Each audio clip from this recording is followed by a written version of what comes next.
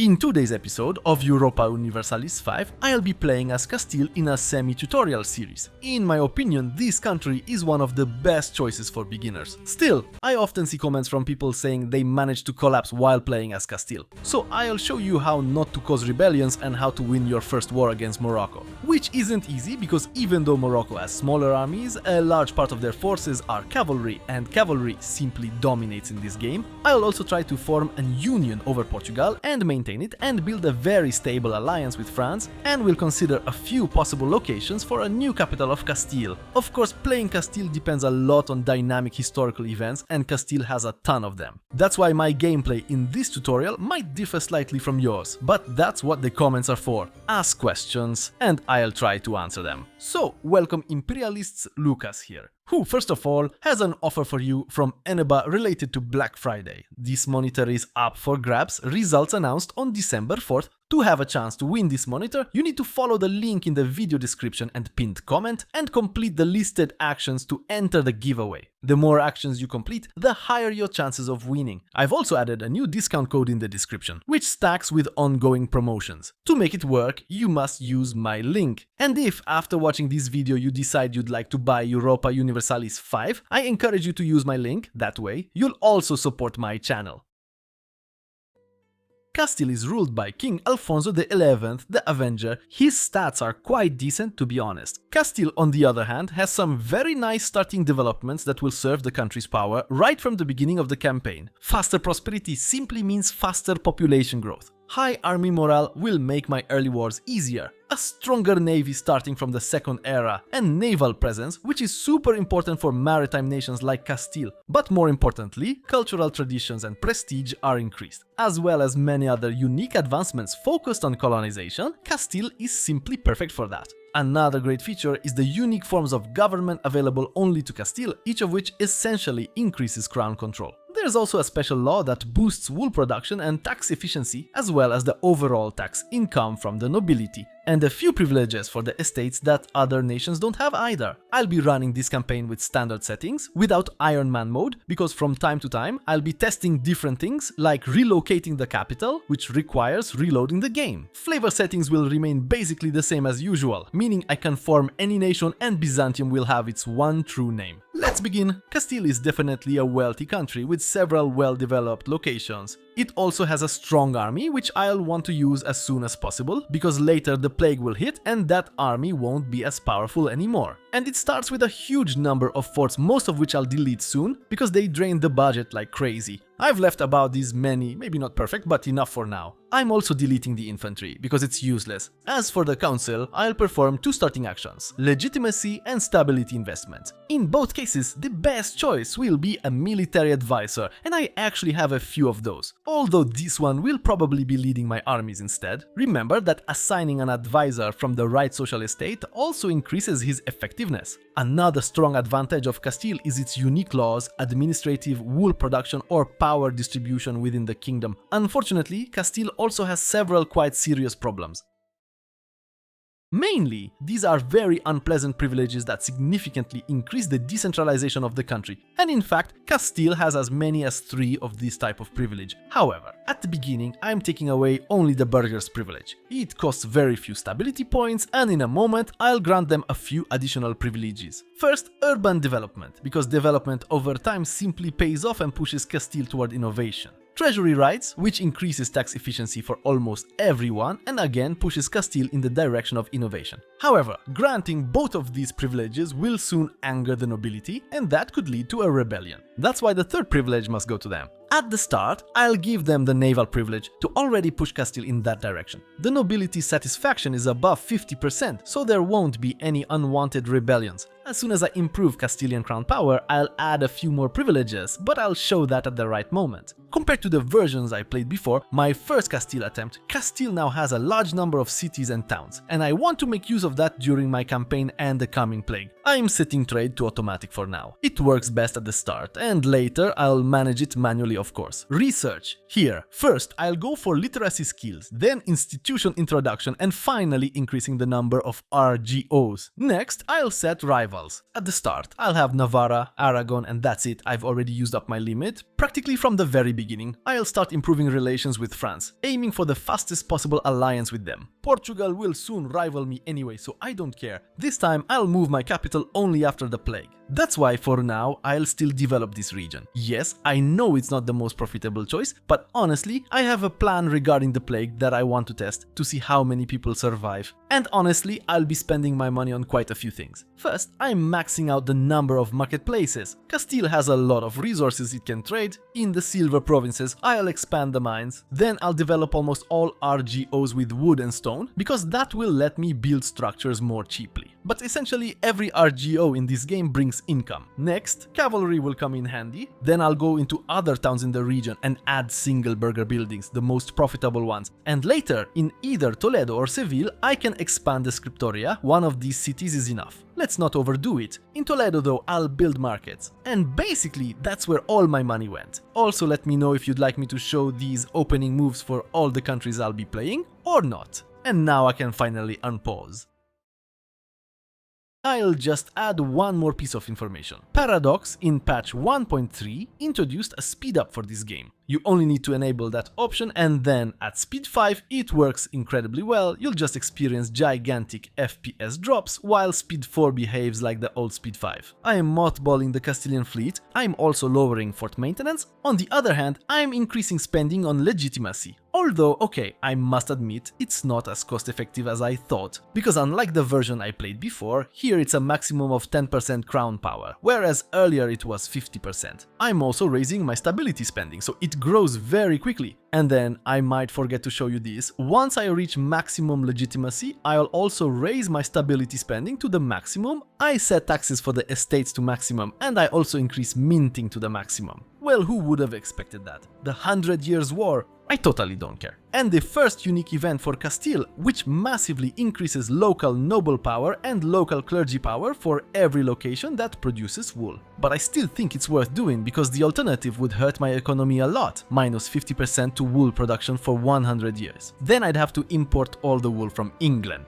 And unfortunately, after that event, the crown power fell to 20%. One of my first diplomatic actions will be building a spy network on Portugal, because I'll try to kill the heir to their throne. The second country I'm building a spy network on is Morocco. The spy network does two important things. First, it speeds up the siege process against forts, and second, it lowers the gained antagonism. I'm educating my heir to the throne first in administration because I don't have money for a better education. And when I've saved up enough, I'll switch to an expensive education. And honestly, I even regret that he'll later turn out to be a loon. Great news! Yes, here I definitely want to go the historical route, because I'll increase population growth for 5 years. Maybe not by much, but it's something. Also, a powerful masterpiece will be created. Masterpieces strongly boost a country's cultural traditions. Okay, once legitimacy has been improved to the max, first I'll restore Seville's prosperity, because a small plague broke out there. But then I'll focus on migrating my population to the cities. I can also call the Spanish Parliament. I want to do a few things here, so I'll take the assembly that has the largest base support. And first I want to attack one of two countries, we'll see which in a moment. Granada has no alliance with Morocco, which is very strange. So by necessity, Morocco has no alliance with Granada. There's a chance Morocco will trigger an event that gives me territorial claims on that area, but I don't intend to wait, so I take a casus belli on Granada, especially since I can't fabricate any sensible claims here, except maybe a religious one. So I'll use a parliamentary casus belli and go for it. In automation, I enable assignment of generals and admirals. Granada's troops are few, so I split my armies into several smaller ones and send them to each of those key locations. If I'm quick, it's possible Granada won't have time to call Morocco into this war, all the more so since I'm currently destroying Granada's army. And that's the whole plan.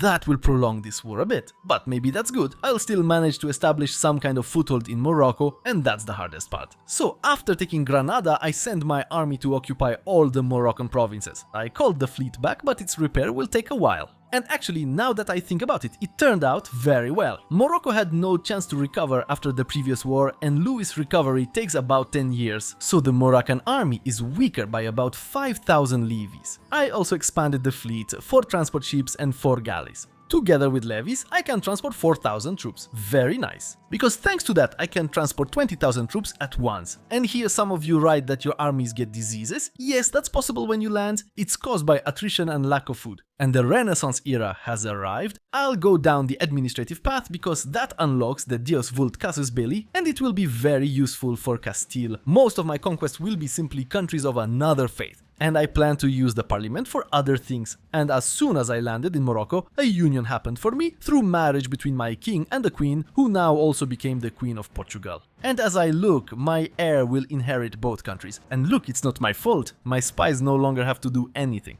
Okay, I'm landing in Morocco because I had the two navy options selected incorrectly before and I wasn't supplying food. Now I've fixed the problem. Now the fleet will come back to me for food from time to time. I send the army with my commander who has the highest administrative skills, so they have the biggest double command bonus to capture Fas. I just have to be careful and deploy my armies so Morocco won't surprise me. I must take Fas because that's the capital of Morocco. Then I can, for example, conquer those territories and release a vassal. After the fall of Fezzan, I'll move as quickly as possible to the surrounding provinces, because I want to take as much war score directly from Morocco as I can. I've already gathered 45 stability points, that's enough for now, and now I must focus on generating as much money as possible. And building hospitals. The difficulty, however, is that I must lower taxes for the burghers so they have over 80% happiness. But research too, since the second era has begun. First I increase literacy skills for burghers and clergy, only then do I go for literacy skills for the nobility, and then we'll see. And look how supplies reach my armies from the fleet. That's exactly how you should operate. The fleet must supply the army. The first war with Morocco ends as follows. I take territories up to the capital so I can later release a vassal there. Besides that, war reparations and the maximum amount of money. I'm not taking that territory because it will be an easy target in the next war. I vassalize Granada. Immediately after I start improving relations with it, I increase temporary trust with France because that will allow me to form an alliance with them. Just don't have them call me into a war with England. I create a historical vassal Fezzan. That should also give me territorial claims on Morocco at a later stage. And let it be a vassal, I really don't know what the fiefdoms are for. And now I need to prepare for the plague. I'm building hospitals first in all the major urban centers in the south. I'm also making sure they're actually operational, and for now it looks like they are. If they weren't working, you'd see red highlights showing missing goods, meaning the hospitals would be less effective. I'm building hospitals in the south first, because that's where I'll eventually have my capital. I expect it'll be Cordoba, but it's also quite possible I'll choose my original location somewhere near Toledo. That's because of the mechanic I showed in the Poland episode. Along rivers, the distance from capital modifier only works downstream. There's no modifier upstream. I know that forces some strange capital placements up the river instead of downriver, but what can I do? Basically, until the invention of modern roads or even railways, I simply can't ignore rivers. Another parliament session, and again I'm fulfilling an agenda for the nobility, where I'll want to change my censorship law to no censorship at all. Because honestly, it gives a lot of good bonuses. If you look at my values now, I'm already leaning toward innovation and slightly towards centralization. The important thing is that decentralization is no longer growing. And now for the first time I see this option, the Pope enforcing a wide peace between England and France as part of the 100 Years' War. I have a feeling that before the Black Death even arrives, these minor plagues will wipe me out. This is already the fourth one.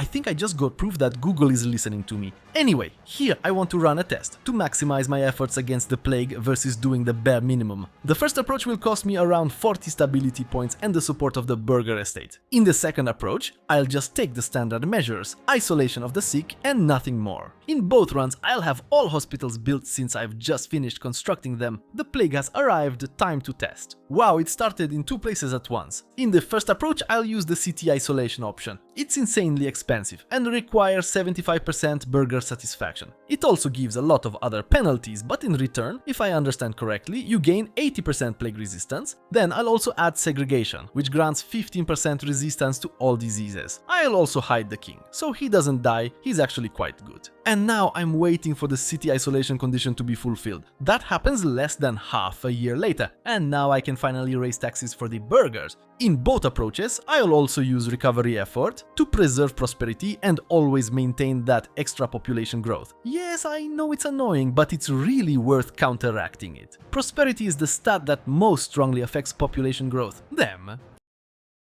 In the meantime, I lost the union over Portugal because a rebellion broke out there that I couldn't intervene in. Yeah, there was no intervene option, I checked. Oh well, I'll just conquer it normally later. And so, in October of 49, the plague left Castile, I lost 1,908,000 population. Now for the second approach, where I only applied segregation. In both tests, whenever events occurred, I always chose the options that minimize disease spread. And this time too, the plague left Castile in October 49, and honestly, there's almost no difference. So in short, it's probably not worth doing all those expensive measures, it's better to focus on building up your economy. Still, I went back to my original approach, where I spent those 40 stability points, because that's what I was playing for. In the meantime, several of Alfonso's children came of age and I need to find them wives. Basically, we can adopt one of two strategies here. Either we look for wives who are very close in the line of succession, which can end in forming a union and ultimately gaining a personal union. Or simply find wives with the best possible stats, because then we keep those two people at our court. Like I did here, put them into the council, which increases my crown by 6%. I can also put Alfonso's sons' wives into the council, but unfortunately that will cost me 20 legitimacy points each time. So it's worth doing only when they have really good stats. And they should be young, so they can sit on the council as long as possible. And now my next goal is to gather 667 gold to move the capital, as well as another war with Morocco using my vassal's casus belli. It's really good, the only downside is that it only appears after the peace period ends. So yes, I'll want to take territory for Fez in my war against Morocco. I lost about half my levies, it's brutal, but I think Morocco doesn't have many more of them either. And likewise, I'll take a fleet that I don't have? Well, that's a problem. Okay, Morocco doesn't even have 2,000 soldiers. After a while, I'm already crossing into Morocco, and suddenly Morocco has more armies, which won't help them much anyway. France wants to help me in this war, I can't refuse. From what I see, Morocco has probably deleted most of its forts. And another thing, they moved their capital to that region, so I will get almost everything here for free. Because the war score cost of a province depends on the owner's control. But still, I won't hide it, the Moroccan army is battle-hardened. I've already lost about half my army. That means I could really use cavalry in my forces. I moved the fleet closer to the center, so it can supply both of these armies. Oh, here's a problem, I'm not occupying a province, so how is the supply supposed to arrive? I'll let the capital go for now. Now I've advanced on the capital and I'll also occupy all those provinces that aren't defended. And basically, I'm taking this whole region for myself. I don't worry too much about antagonism because there isn't a single country on that list that currently threatens me. And maybe this time I'll remember to activate my advisor's skill to lower antagonism a bit. Beautiful. I force Fez to change culture, let them convert those provinces to the one true Castilian culture, and I'll release a few smaller vassals too. I go to the diplomacy tab, current relation, create subject. I can't have historical ones. I can release one historical vassal, so I do that and it will be my vassal. Vassals spread institutions faster, they also give prestige and that's nicer. Then, via a diplomatic action, I'll first force a culture change, but I'll probably have to wait. Perfect, after the war with Morocco, I'll test a new capital location.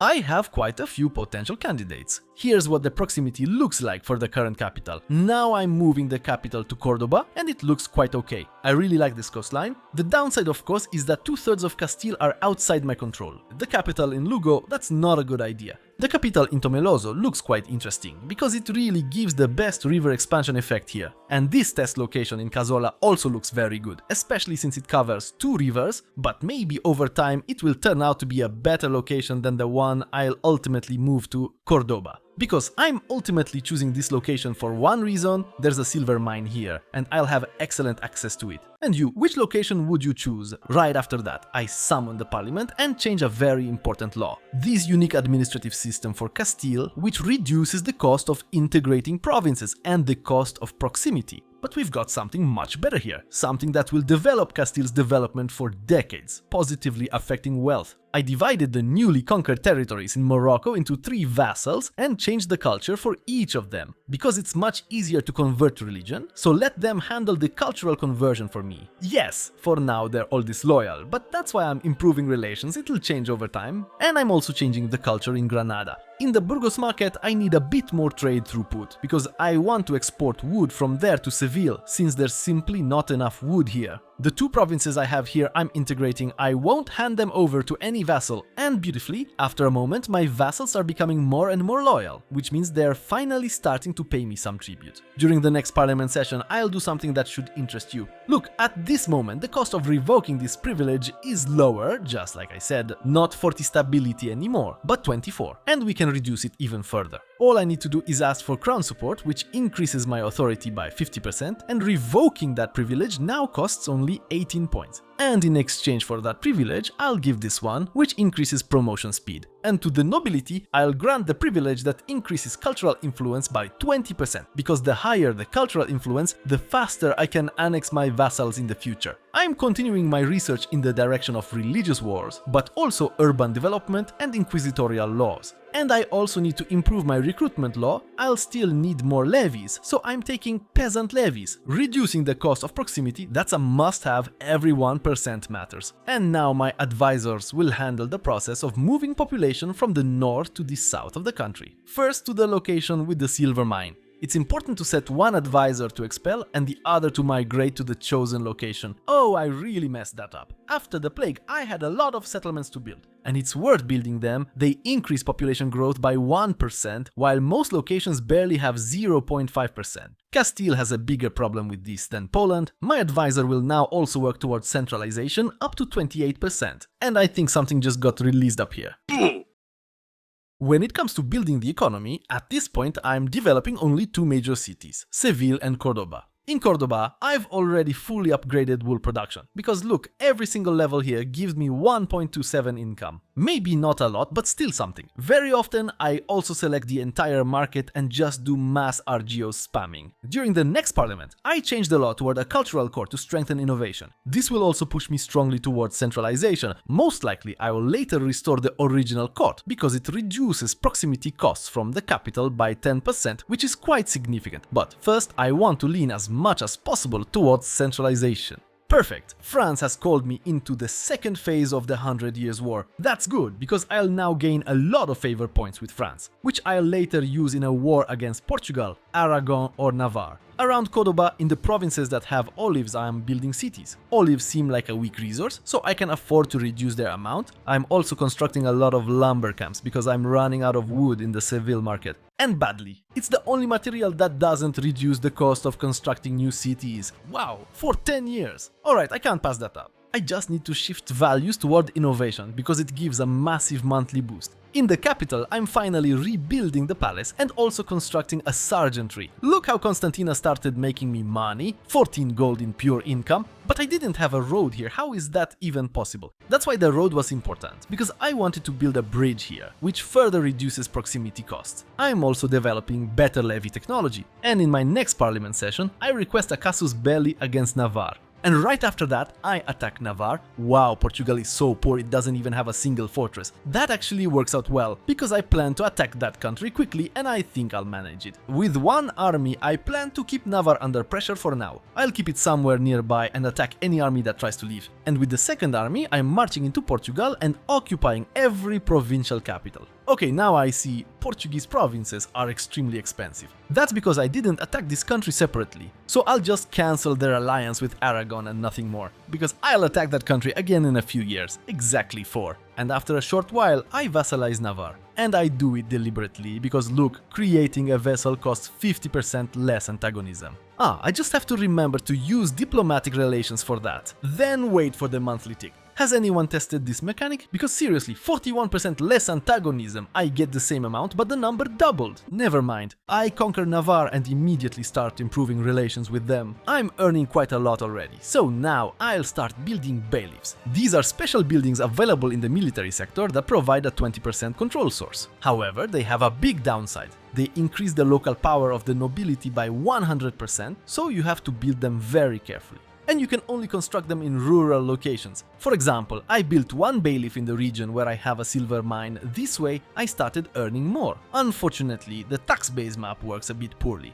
because theoretically I should be using this map to build bailiffs near areas of a same color to maximize income, but everything here is barely visible. Doesn't matter, that's why I'm building a bailiff next to the old capital as well as here, since there are cities. Bailiffs don't stack. It works like the capital. The proximity path is set from the nearest source and only the one providing the highest bonus counts, the rest are ignored. After construction, bailiffs start hiring soldiers, so they don't yet provide full control, but it's already starting to rise gradually. In northern Castile, I begin expansion by constructing as many marketplaces as possible. I'm also taking care of the silver mines, of course. Down south, at the same time, I'm increasing the population around the capital so that each of these locations has about 20,000 people. Ideally, better to aim for 30,000 eventually, so I can later convert those towns into major cities via migration. And basically, as you can see, I'm also heavily expanding the worker sector in Cordoba, where I mainly focus on wood and fibers. Especially wood is important, you can never have too much of it. And I have entire Seville market in mind. You can never have too much. It seems to me that population we don't employ anywhere simply doesn't bring any income. At least I can't find any information anywhere. So I try to make sure my peasants find employment somewhere. It's quite possible that in the future I'll demolish some buildings and build, for example, more burger buildings. During parliament and road centralization, I make sure that from my capital every location in the province gets a road, or at least the ones that are very close. It's so cost effective that I'll even allow myself to take a few loans that I'll repay later. That will significantly improve proximity around the capital soon, and I'll continue expanding cities. When I have centralization maxed and innovation maxed, I start changing other values that are important to me and that are easy to change right now. And basically, after the next parliament, I start a war with Portugal. And I don't want France in that war. Wow. Portugal has built a fortress. I send one army with a mission to hunt the enemy army and the other with a captured siege mission across Portugal. This war is some kind of blitzkrieg. And basically, in the previous war, I could take literally one province. In this one, I can split Portugal in half. It will, however, give me a lot of antagonism. The only country threatened by that antagonism is the Kingdom of Aragon, so it's not bad. Half of Portugal in a single war. Nice. On all these conquered territories, I'll create subjects. There's no historical one here, so it has to be a province-created subject. Of course, starting from Lisbon, a vassal. Everything stays in the family, of course. And then I transfer the provinces I conquered to this vassal. I'll integrate him as soon as the 10 years pass. Hey, I thought it would be Lisbon. Didn't work out. And basically, Portugal becomes so weak that I'll be able to vassalize it in the next war. Meanwhile, I also started creating a casus belli on Morocco. I need to retake a few provinces that somehow returned to Morocco. And I might also manage to capture all Moroccan vassals. I also started annexing Granada because I want access to the wealth Granada holds. Now mainly, the speed of annexing a vassal depends on how much smaller they are than you, but also on Castilian cultural influence versus Granada's cultural traditions. The greater the Castilian influence, the faster I annex the vassal. As for base costs, large cities have the biggest impact. So basically, the poorer the vassal, the faster you can annex them. Alright, after expanding the roads, I move on to bridges. Each one reduces proximity costs by 5%. Maybe not so far, it's not profitable, but I'm doing it anyway. Constantina, look how much they're earning for me here. Wow. After a few years, I declare another war on Morocco with a religious casus belli, but unfortunately I'm a bit unlucky because Morocco moved its capital. Meanwhile, my advisors improved all the values they could, so they go back to relocating the population. Because without expelling, gathering that population takes a lot of time. With this method, in less than a year, a province has 30,000 citizens. The war with Morocco is more annoying than difficult, but oh well. Tlemcen disappears, and unfortunately, because Morocco moved the capital, I'll be able to take everything except that capital, so one more war awaits. And basically I have everything except vassals and that one Moroccan location. Why am I doing this? Because if I conquer that last province in the next war, I'll get the vassals essentially for free. And basically those territories are so poor and sparsely populated that I assign all of them to a single vassal, Sus. And in Tlemcen's territory, I just released Tlemcen. I can start the next war with Morocco in 8 years. In EU5, peace periods are much shorter. Unfortunately, Aragon is now committing harakiri because they sided with England in the next war against France, which immediately called me in. Luckily, France didn't take anything from Aragon Aragon this time, but it also means I need to cut France off from Aragonese territories as soon as possible. And since France remembered me, I'll ask them for money. Seriously, you should do this every cooldown or after gaining 25 favor points, because it's a nice cash injection. If you have a stronger neighbor, you just have to do it. And all that money goes into RGOs from mass construction. I'm also introducing the institution of professional armies. I remind you, because I see a lot of questions in the comments, that institutions spread like westernization in EU4. The difference is that in EU5 we also have influence over it. When an institution is abroad, you simply need to trade with countries that have that institution. And when the institution appears in your country, the spread speed is determined by roads and any buildings that give bonuses, like libraries or universities if you have them. That's it, a very simple mechanic. Yes, there's a problem with this in Asia and in the Americas. The game was designed this way, and in a way it balances Asia's population advantage. And I finally exceeded 100 gold income. Awesome. Every city I build, I quickly add cathedrals because they increase migration to that location. And unfortunately, King Alfonso has died and Pedro has ascended the throne. Interesting to see if he'll be crazy again. Fortunately, Pedro sired a monstrously powerful heir because he has a prodigy. And unfortunately Pedro is mad, which means from time to time there will be an event where he might gain negative traits. Here's one such event, and sadly it's very costly in terms of legitimacy. I'm also looking at my vassals, and honestly cultural changes in provinces are happening quite slowly. I introduced new institutions, so I scrapped my research queue and started a new one, beginning with banking. Minting, counting houses, new paper production methods and bureaucracy, you just have to have these. Then I'll go to maximum literacy. I'm honestly tired of clicking through all of it, although that should be the first priority. Next I move to the military tab, professional armies. First, so levies can have better cavalry, and then into the better levies that unlock here. Time for another war with Morocco, because the peace ended. This time it'll go without using my own army, vassals will be enough. What I'm also doing is building roads along the coastline. Sometimes that's better early game than sea transport. Unfortunately, at the start we don't have buildings like docks, coastal platforms, quays that increase harbor capacity. Let's see, before I built roads, proximity to this province still came via sea. And later you see something like a proximity cost through the port. Turns out the road was useless because it's cheaper to transport everything through ports. I forgot about natural ports. So I'll increase my naval presence since I neglected it, and it will improve things. Now if you look, in some places a road leads to a province, in others the route goes via port, because here there's a natural port and it's better to route through it than to a place without one. So it's worth doing the whole coastline and not overthinking it, or at least build roads along the coast from the natural port. Meanwhile Morocco ceases to exist and I gain all their vassals. Right after Morocco I have the chance to attack Portugal, but with France's help, because on the opposite side will also be Tunis and Aragon with a parliamentary casus belli. I call France into that war, since from Aragon I won't really take anything in this war except money, and I want those two countries to share the same peace timer. Portugal fell very quickly. Aragon is going a bit slower because it still has many forts, at least for now. And I'm just getting started with Tunis. Many people also ask where you can transfer occupation. It's here. Click that and change it to the country you want to transfer occupation to. You can't always do it, but in this place you can. Now I'm also building cities along the coast. As a rule, I sometimes skip resources like salt or wax along parts of the coast. Sugar can be very useful and profitable, so that factors in. Sugar is especially nice because it's scarce across Europe and you can make a lot on exports. Silk is so good that I'll even demolish a city to produce more of it. In the war with Aragon, I take as much war reparations from them as possible and basically delete all their forts. Portugal I conquered directly. I noticed I have 800 antagonism points with them, so there's no point making them a vassal. A potential coalition is small enough that I don't worry about it. The only somewhat dangerous ruler is the King of Aragon. And basically, after the war I released the Kingdom of Portugal, which no longer has such negative relations with me. In 15 years I'll begin integrating that country. In fact, I can already start integrating you. And that's how the antagonism map looks. There are no countries I need to worry about. For now. The next years I'll mostly spend integrating individual vassals. Not all at once, because even annexing one will let me take a ton of valuable resources, like gold, silver or sugar. I think this opening for Castile is pretty nice. Let me know how it went for you and what strategies you use. And if you want to see my tactic for a landlocked country, I've got a great episode with Poland.